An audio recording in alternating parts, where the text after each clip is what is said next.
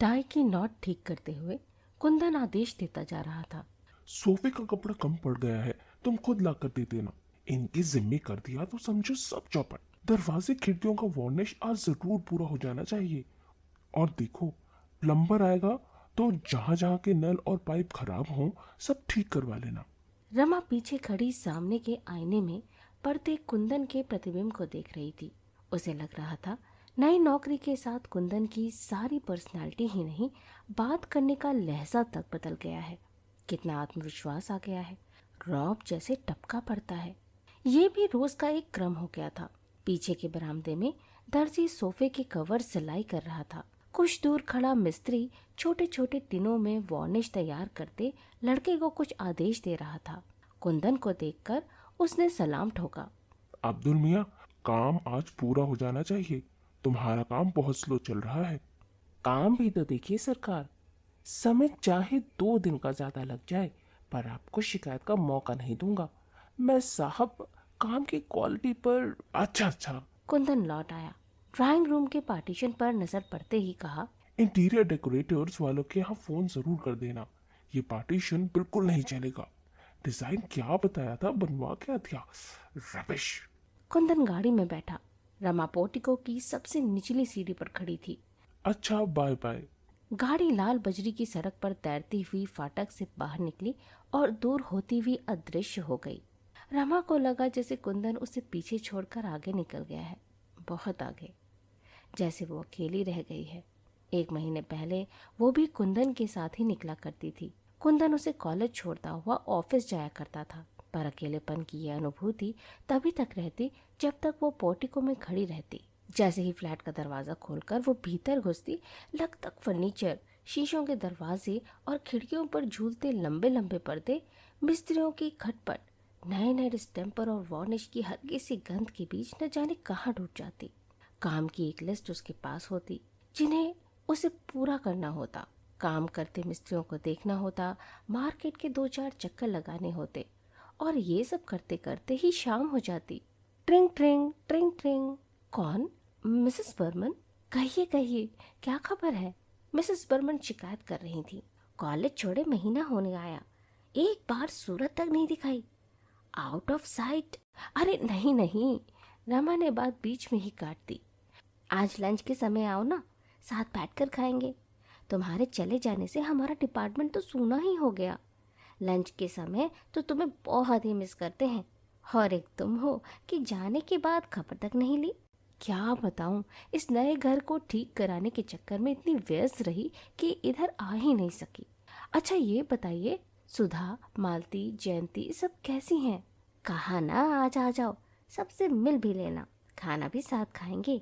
आज? आज तो संभव नहीं होगा मिसेस बर्मन, बस 1 सप्ताह और ठहर जाइए, फिर अपने इस नए घर की पार्टी दूंगी। फिर और 2-4 इधर उधर की बातें और हल्की फुल्की सी मजाकें हुई और रमा ने फोन रख दिया। फोन रखने के बाद नए सिरे से इस बात का बोध हुआ कि कॉलेज छोड़े उसे 28 दिन हो गए। जाना तो दूर, उसे कभी ख्याल भी नहीं आया वहां का। आश्चर्य के साथ साथ उसे थोड़ी ग्लानि भी हुई। वो क्यों नहीं गई? कैसे रह सकी बिना गए? क्या सचमुच वो बड़े अफसर की बीवी बन गई है? एकाएक मन हुआ कि अभी चल पड़े, एक बार सबसे मिल ही आए। मना करने के बाद पहुंचकर वो सबको प्लेजेंट सरप्राइज देगी। उसने रसोई में जाकर 10-12 आलू के पराठे और चाट तैयार करने को कहा। ये दोनों चीजें वहां सबको बहुत पसंद थी। उसे अपनी फेयरवेल पार्टी की याद आई। 10.5 साल की सर्विस थी। प्रिंसिपल ने अनेक अनेक शुभकामनाओं के साथ फूलों के बड़े से गुलदस्तों के बीच पार्कर पेन का एक सेट रख कर दिया था। मिसेस चोपड़ा, आप इसी पेन से अपनी थीसिस पूरी करिए। जब भी वापस काम करने का मन हो, बिना किसी संकोच के चली आइए।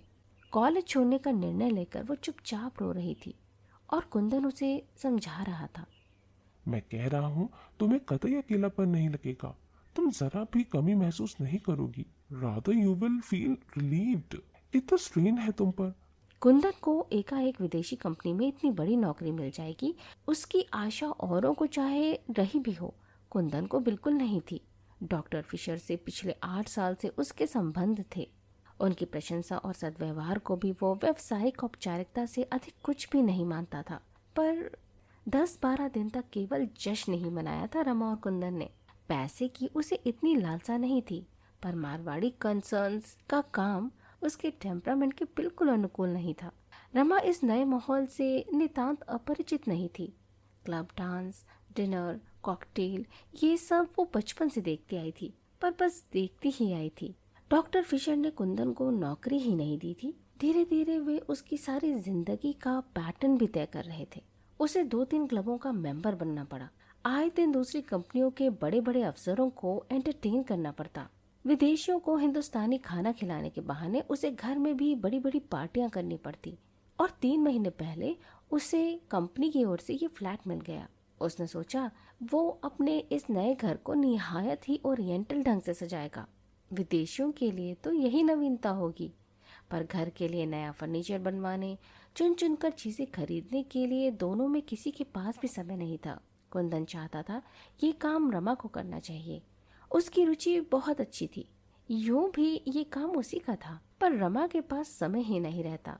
सवेरे उठ के वो बंटी को तैयार करके स्कूल भेजती, फिर खुद तैयार होती।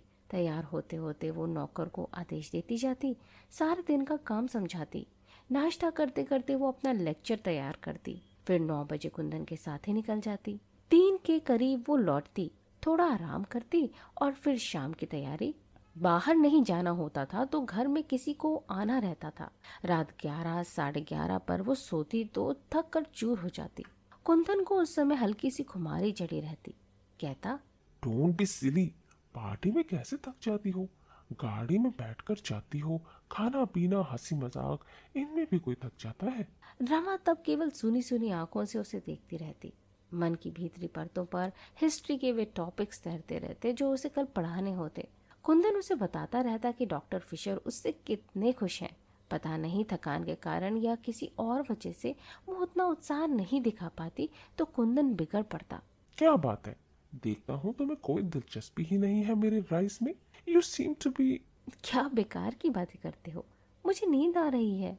कभी कुंदन फोन पर कह देता कि ठीक 7 बजे तैयार होकर रहना, और आकर देखता कि वो तैयार हो रही है तो बिगड़ पड़ता। कभी घर पर खाना होता और कोई कसर रह जाती तो रात में बड़े संभल कर कहता, मैं ये नहीं कहता कि तुम खाना बनाओ, 3-3 नौकर तुम्हारे पास है, पर जरा सा देखभाल लिया करो। ऐसे मौकों पर रमा कुछ नहीं कहती। उस दिन कॉलेज में रमा को एक पेपर पढ़ना था, पर बिल्कुल भी तैयार नहीं कर पाई।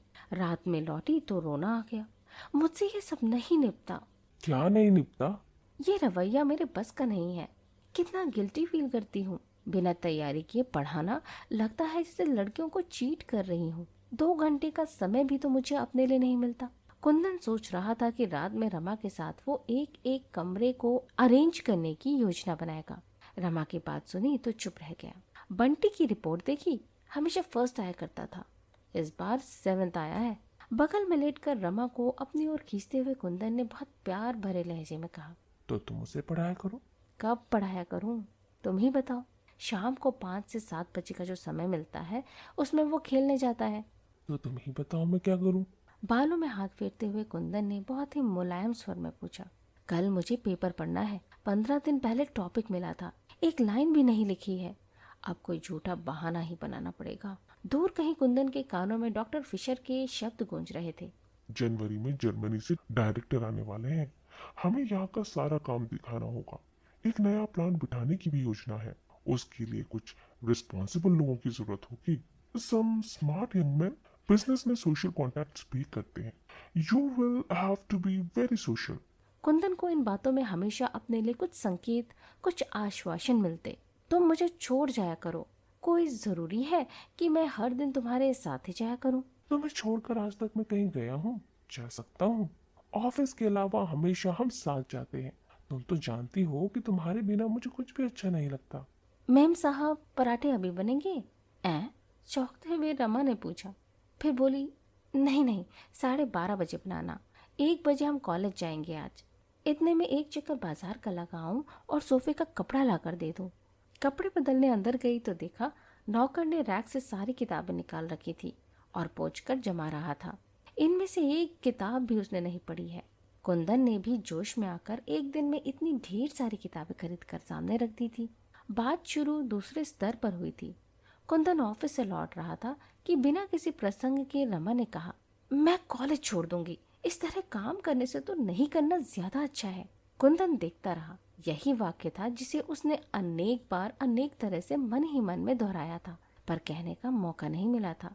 अब तो उसे ये और भी जरूरी लग रहा था, क्योंकि जनवरी तक उसे अपना सारा घर डेकोरेट करना था। फिर भी उसने पूछा, क्या बात हो गई? कुछ नहीं। रात में फिर वही प्रसंग चला। कुंदन उससे बचना भी चाहता था और जानना भी चाहता था कि रमा ने सचमुच ही ये निर्णय ले लिया है या कि केवल कुंदन पर अपना आक्रोश प्रकट कर रही है। पर रमा ने केवल इतना ही कहा, अब निपटा नहीं, कल इस्तीफा दे दूंगी। स्वर के भीगेपन ने कुंदन को भी कहीं से छुआ जरूर। छोड़ो भी यार, वैसे भी क्या रखा है एंशियंट हिस्ट्री पढ़ाने में? इससे तो तुम खूब किताबें पढ़ो, मैगजीन्स पढ़ो, कुछ छुटपुट क्लासेस अटेंड कर लो। बंटी को पढ़ाओ, दुनिया भर के बच्चों को पढ़ाओ और अपना बच्चा निग्लेक्ट हो। तुम्हें शायद लग रहा है कि मेरी वजह से, इस नई नौकरी की वजह से तुम्हें अपना काम छोड़ना पड़ रहा है। मैंने तो ऐसा नहीं कहा। मैं तो यही सोच रही थी कि आखिर मेरे मन में संतोष के लिए क्या होगा। मेरा संतोष तुम्हारा संतोष नहीं है, मेरी तरक्की तुम्हारी तरक्की नहीं है। है क्यों नहीं। मेरा मतलब ये नहीं था। 10 साल से काम कर रही थी, छोड़ दूंगी तो मेरा मन कैसे लगेगा। मैं तो सोचता हूँ तुम्हें ये सब सोचने का समय ही नहीं मिलेगा। और शाम को उसने 3 बंडल किताबें लाकर सामने रख दी थी। और सचमुच उसके बाद उसे ये सब सोचने का समय ही कब मिला। आज दरवाजों का पॉलिश समाप्त हो जाएगा तो सारा सामान जमाना है। डायरेक्टर मुंबई आ गए हैं, अगले सप्ताह तक यहाँ आ जाएंगे। तब तक यह सब जमा लेगी। इंटीरियर डेकोरेटर्स के यहाँ से एक आदमी बराबर आता रहा है। तभी उसे फोन का ख्याल आया। लाइन एंगेज थी। वो बाहर जाने के लिए निकल ही रही थी कि टेलीफोन की घंटी बजी। रमा ने रिसीवर उठाकर अपना नंबर बोला। ओह, मैं सोच रहा था तुम कहीं मार्केट के लिए निकल तो नहीं गई। बस निकल ही रही थी। डेकोरेटर को फोन किया? किया था, पर लाइन नहीं मिली। लौट कर फिर करूंगी। ओके। रसोई में जाकर रमा ने कहा, थोड़ी सब्जियां उबालकर इन उबले हुए आलूओं में मिला दो। पराठे नहीं बनेंगे, वेजिटेबल कटलेट बना देना। फिर उसने फ्रिज खोल कर देखा, सब कुछ था। जब वो कॉलेज जाती थी तो कुंदन का लंच ऑफिस जाता था, पर आजकल वो लंच के लिए घर ही आता है। 1 तारीख लंच के लिए कुंदन आया। जब भी वो घर आता एक बार सारे घर का चक्कर लगाता। 5 तारीख को डायरेक्टर आ रहे हैं।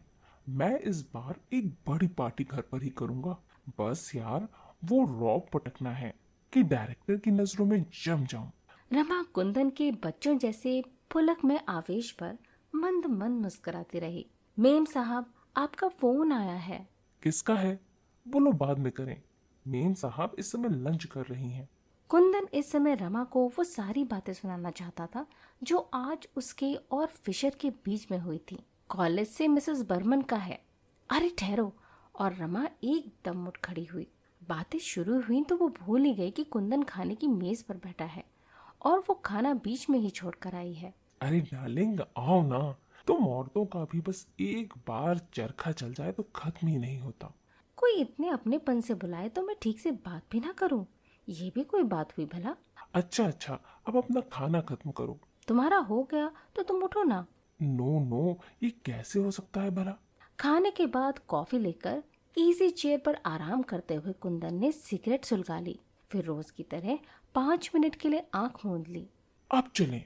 झटके से कुंदन उठ खड़ा हुआ। कोट उठाया तो तनख्वाह की याद आई। भीतर की जेब से नोट के 2 बंडल निकाले, एक बड़ा दूसरा छोटा। अरे ये क्या, तनख्वाह ले आए? आज क्या 1 तारीख हो गई? रमा को आजकल तारीख और दिनों का कुछ ख्याल ही नहीं रहता। ये आया, बैरा और खानसामा के हैं। छोटा बंडल बढ़ाते हुए कुंदन ने कहा। रमा ने बंडल ले लिया और ये तुम्हारा है। फिर जरा सा झुककर बोला, और जो मुनासिब समझो इस गुलाम को 5 सिगरेट के लिए दे देना। और हंस पड़ा। रमा भी मुस्कुरा दी बाय बाय। और लाल बजरी की सड़क पर तैरती हुई कुंदन की कार रमा को वहीं छोड़कर आगे चली गई।